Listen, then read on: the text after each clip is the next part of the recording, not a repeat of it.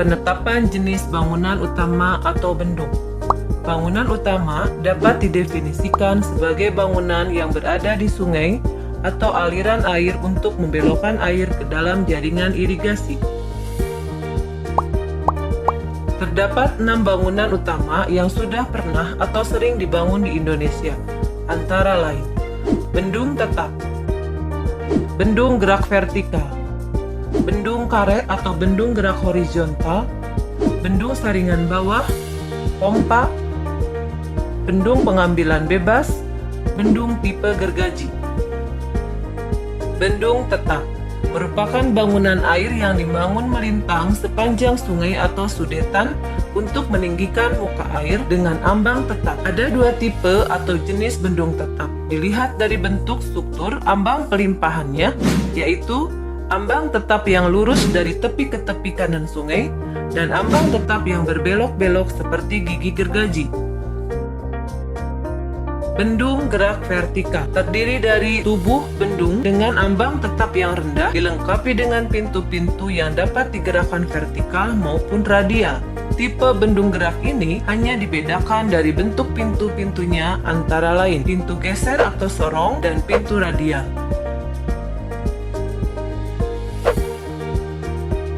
Bendung karet atau yang sering disebut bendung gerak horizontal terbagi atas 2 bagian pokok, yaitu tubuh bendung yang terbuat dari karet dan fondasi beton berbentuk plat beton.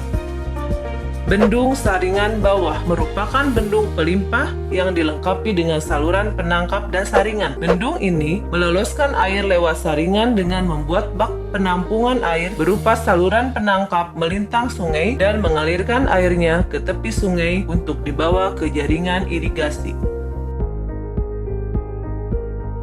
Ada beberapa jenis pompa yang digunakan pada bangunan utama yang diklasifikasikan berdasarkan pada tenaga penggeraknya, antara lain pompa air yang digerakkan oleh tenaga manusia atau pompa tangan, pompa air dengan penggerak tenaga air, pompa air dengan penggerak berbahan bakar minyak, dan pompa air dengan penggerak tenaga listrik.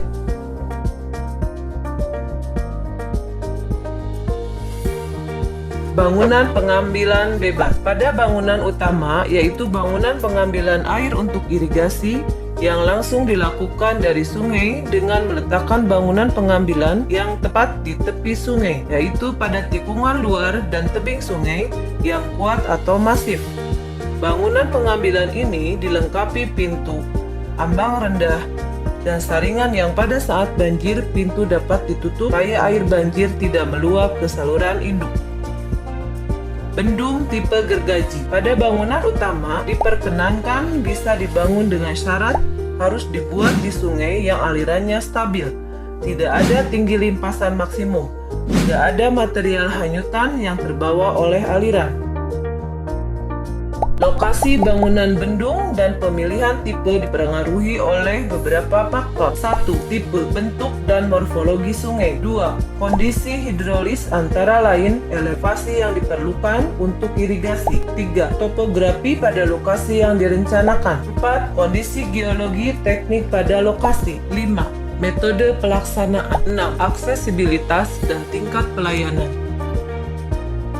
Berbagai aspek yang mempengaruhi dalam pemilihan lokasi bendung adalah pertimbangan topografi, kemantapan geoteknik fondasi bendung, pengaruh hidrolik, pengaruh regime sungai, tingkat kesulitan saluran induk, ruang untuk bangunan pelengkap bendung, luas layanan irigasi, luas daerah tangkapan air, tingkat kemudahan pencapaian, biaya pembangunan, dan kesepakatan stakeholder.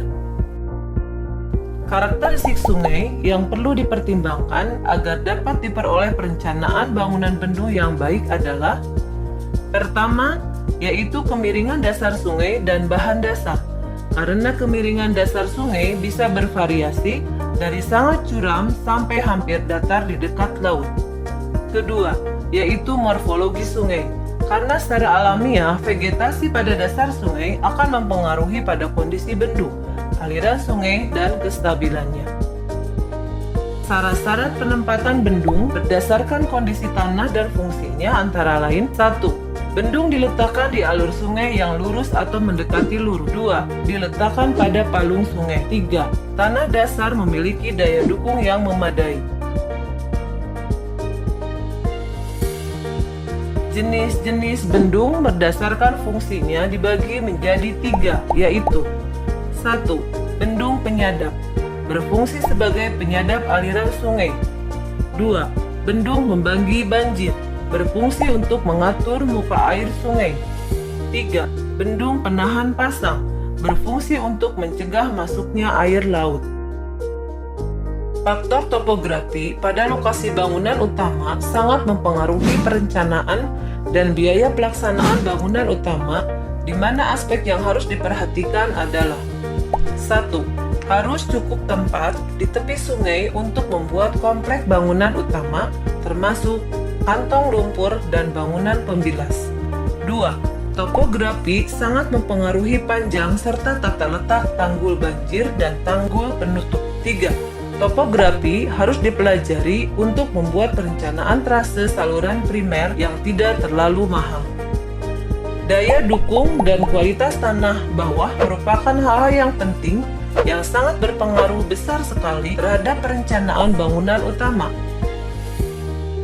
Masalah-masalah lain yang harus diselidiki adalah kekuatan bahan terhadap erosi, tersedianya bahan bangunan, serta parameter-parameter tanah untuk stabilitas tanggul.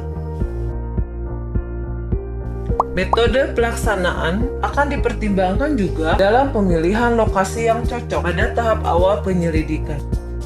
Berikut ini adalah penjelasan tentang alternatif metode yang bisa digunakan, yaitu pelaksanaan di sungai dan pelaksanaan pada sodetan atau kopur di samping sungai.